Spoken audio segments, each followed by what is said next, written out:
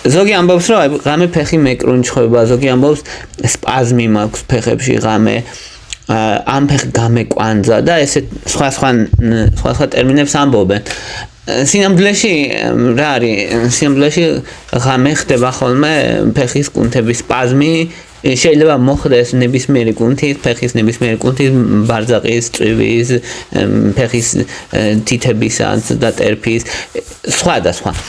მაგრამ ყველაზე ხშირი წვივის კუნთების სპაზმია, რაც მეტი დრო გადის და ადამიანს ასაკი ემატება, მით უფრო ხშირია, თითქმის ნებისმიერ ადამიანს დამარხნია ცხოვრებაში ერთხელ მაინც.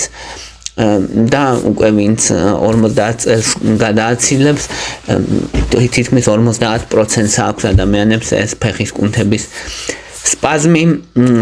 რა იწვევს, რა უშველოთ, როგორ უმკურნალოთ, როდის უნდა შეგვეშინდეს, ამაზეა საუბარი. კაი ამბავი ისაა, რომ უმეტეს შემთხვევაში ეს ფეხის სპაზმი არ არის საშიში. თუ ვიტყვით რომ რა იწვევს მას, უმეტესად ჩვენ არ ვიცით რა იწვევს. ყველაზე მიღებული ჰიპოთეზა არის რომ ღამე იმატებს ნერვების აგზნებადობა, მათ შორის იმ ნერვების რომელიც ამ ფეხის კუნთებზეა პასუხისმგებელი შეკუმშვაზე და მათი აგზნება თუ დაემთხვევა სხვა პირობებიც, მაგალითად დეჰიდრატაცია, ადამიანი როცა ნაკლებ წყალს იღებს, ან ელექტროლიტური დისბალანსი, როცა კალიუმი, მაგნიუმი, კალციუმი ნაკლები აქვს, ან მეტი აქვს, ან დისბალანსია მათ შორის, ეს იწვევს. ამიტომ ელექტროლიტური დისბალანსი მიიჩნევა მაინც პირველ ყველაზე მთავარ გამომწვევად. ადამიანები ასევე რომლებიც სხვა წამლებს იღებენ, შეიძლება სხვა დაავადებები ქონდეთ, მაგალითად პერიფერიული არტერიული დაავადება, რომელიც სისხლძარღვების შევიწროებაა, უხეშად რომ ვთქვათ, ათეროსკლეროზის გამო უმეტესად და სისხლის მიმოქცევას ამცირებს ფეხის კუნთებში და ადამიანს შედარებით ხშირად აქვს სპაზმები. შეიძლება იყოს სხვა წამლების გამო, მაგალითად დიურეტიკებს იღებდეს, ადამიანი კარგავდეს კალიუმს, ან ბეტა აგონისტები, ან ოსტეოპოროზის წამლები. სხვადასხვა წამლებმა შეიძლება გამოიწვიონ ღამე ფეხის კუნთების სპაზმი. ნევროლოგიურმა დაავადებებმა ასევე შეიძლება გამოიწვიონ, მათ შორის საკმაოდ სერიოზულმა დაავადებებმა, გაფანტულმა სკლეროზმაც მათ შორის, მაგრამ უმეტესად მაინც არ არის საშიში. ორსულობა ერთ-ერთი მნიშვნელოვანი პრობლემაა. ასაკი ყველაზე მნიშვნელოვანია, რაც მეტი დრო გადის სინამდვილეში, უფრო და უფრო ხშირად ემართება ადამიანს. ზოგჯერ კვირაში 3-ზე მეტადაც და უფრო ინტენსიურ კვლევას საჭიროებს. რა უნდა გააკეთოს ადამიანმა, რა ტესტები ამ დროს, როცა ფეხის კუნთების სპაზმი აქვს. ყველა მთავარი ტესტი, რაც უნდა გააკეთოს, ელექტროლიტების შემოწმება სისხლში, ელექტროლიტების დროს კალიუმი, კალციუმი, მაგნიუმი ამათ ამოწმებენ. გლუკოზის დონე უნდა შეამოწმოს, იმიტომ რომ ხო არ არის დიაბეტური ნეიროპათია, დიაბეტი ხო არ აქვს ადამიანს უნდა გამოერიცხოს, ფარისებრი ჯირკვლის დარღვევები უნდა გამოერიცხოს, იმიტომ რომ ფარისებრი ჯირკვლის დარღვევებმა იწვევს ელექტროლიტურ დისბალანსს და მაგან შეიძლება გამოიწვიოს სპაზმი. თირკმლის ფუნქციის გაგება შესაძლებელია კრეატინინის დონის განსაზღვრით, ღვიძლის ფუნქციების გაგება, ღვიძლის ფუნქციები განისაზღვრება ხოლმე ALT, AST-ი და კრეატინკინაზას ტესტი, ხომ არ არის კუნთების დაზიანება, ან ხო არ არის მიოპათია, რომელიც არის შეიძლება ასევე ნევროლოგიური კვლევა. აუცილებლად უნდა ვიფიქროთ კიდე ეს კუნთების სპაზმი ხო არ არის მაგალითად სხვა დაავადებებისგან, ან სხვა სინდრომებისგან, მაგალითად მოუსვენარი ფეხების სინდრომი.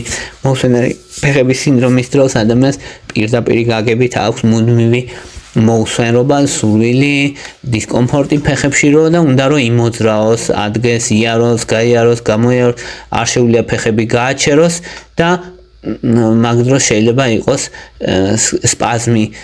ეგ უნდა გამოირიცხოს. ხო არ არის კლაუდიკაცია, მაგალითად, კლაუდიკაცია არის პერიფერიული არტერიული დაავადების დროს, მაგალითად, როცა ადამიანი რაღაც რაოდენობას, რაღაც მანძილს რომ გაივლის და მერე ემართება ფეხების ტკივილი, ეგ ხომ არ არის. ხო არ არის პერიფერიული ნეიროპათია, ხომ არ აქვს წვის შეგრძნება, სისუსტე ფეხებში, ან ხო არ უქრება მგრძნობელობა და ბუჟების შეგრძნება ხომ არ აქვს. და შეიძლება თან ახასიათებდეს ღამის სპაზმი. ხო ასევე მნიშვნელოვანია რომ ხო ეს ადამიანი ძალიან ბევრს ხომ არ დგას, ან ხომ არ ზის, ადამიანები რომელსაც ძალიან ბევრს ზიან, ან სხედან, ან დგანან, ემართებათ ღამე სპაზმი ხშირად, ან ხომ არ კარგავს ელექტროლიტებს, შეიძლება მაგალითად აი დიარეა, გამუდმებული ფაღარათი, ან გულისრევა, ან ნებისმიერი ის დაავადება, რომელთაც ელექტროლიტები იკარგება, მათ შორის თირკმლის დაავადებები, ხომ არ არის. პრეპარატები უნდა გამოვიკვლიოთ, რომ პრეპარატებს იღებს ადამიანი, ხომ არ არის ისეთი პრეპარატები, რომლის გამოც შეიძლება ეს სპაზმი იყოს. პირველი მთავარი რისი გაკეთებაც შეიძლება ამ შემთხვევაში, იმისთვის რომ ამ სპაზმს უშველოთ, არის დაჭიმვა, ფეხის კუნთების დაჭიმვა და ეს დაჭიმვა შველის, მოკლედ თავარი იდეა მკურნალობის არის ესე რა, ანუ ეს ფეხი რო წარმოიდგინოთ ესე, ეს ტერფი და აი ესე დაჭიმოთ პირიქით. ანუ პირიქით, ზოგ ადამიანს აქვს სურვილი რომ ასე მოხაროს, მაგან შეიძლება პირიქით ტკივილი გააძლიეროს.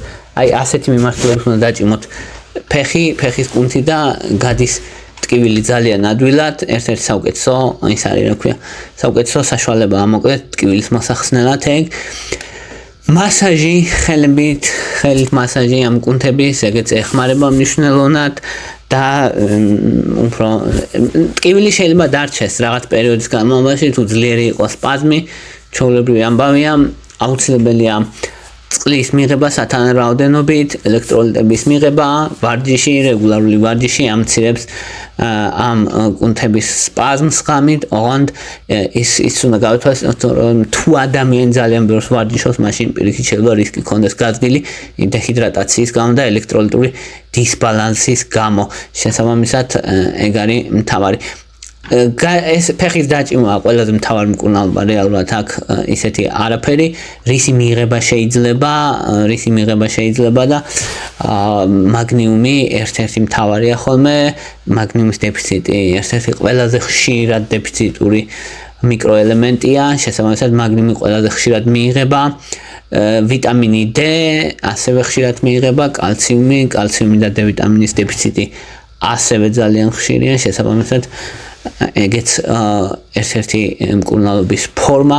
კალიუმის დანამატების სპეციფიურ შემთხვევაში, თუ ადამიანი ჰიპერტენზიის წამლებს იღებს, თუ ადამიანი დიურეტიკებს იღებს, შარდმდენებს, მაშინ უნდა, თორე როგორც ისე კალიუმის დეფიციტი, ანუ პირდაპირ კალიუმის დეფიციტი იშვიათია, თუ რამე ისეთი სხვა არ აქვს. თუ ვარჯიშობთ, ვარჯიშის წინ გახურება მნიშვნელოვანია, ვარჯიშის შემდეგ ცოტა ისიც ასევე მსუბუქი ვარჯიში დამთავრება, რომ კუნთები ასევე შეეჩვინონ დამთავრებას, ესეც მნიშვნელოვანია. დიდხანს დგომა, დიდხანს ჯდომა არ არის სასურველი, ამიტომ თუ დიდხანს ჯდომა გიწევთ, გაიარ გამოიარ, თუ დიდხანს დგომა გიწევთ, მაშინ დასვენება მნიშვნელოვანია, ფეხების აწევა მნიშვნელოვანია, ასევე ანუ გულის ცოტა ზევით, რომ სისხლი წამოვიდეს, ამ სისხლის შეგუბება არ მოხდეს ფეხებში და მერე ეს ვენური უკმარისობა არ განვითარდეს. ამიტომ ფეხების აწევა დრო და დრო კარგია ხოლმე, მაგ მხრივ, ანუ გულის დონეზე მაღლა უნდა იყოს ცოტა. ძირითადად ესენი არის თვით შესაძლებელია ამ კუნთების სპაზმის მკურნალობა, უმეტესად მოკლედ არ არის საშიში, უმეტესად არაფერი განსაკუთრებული არ არის, მაგრამ თუ სხვა სიმპტომებსაც ემთხვევა, მაგალითად ფეხების დაბუჟება, მგრძნობელობის დაკარგვა, ფეხების ტკივილის სიარულისას და წვის შეგრძნება ფეხებში, ესეთ სიმპტომებთან თუ არის ასოცირებული, მაშინ დამატებითი კვლევები სასურველია, რომ ჩაიტაროს ადამიანმა, რათა გამოირიცხოს რამე უფრო სერიოზული. აი ეს იყო რის თქმაც მინდოდა, მადლობა რომ მისმენდით, მადლობა რომ გაინტერესებთ, თუ მოგწონთ ჩემი ვიდეოები დალაიქეთ, თუ მოგწონთ ჩემი არხი გამოწერეთ, მადლობა ინტერესისთვის.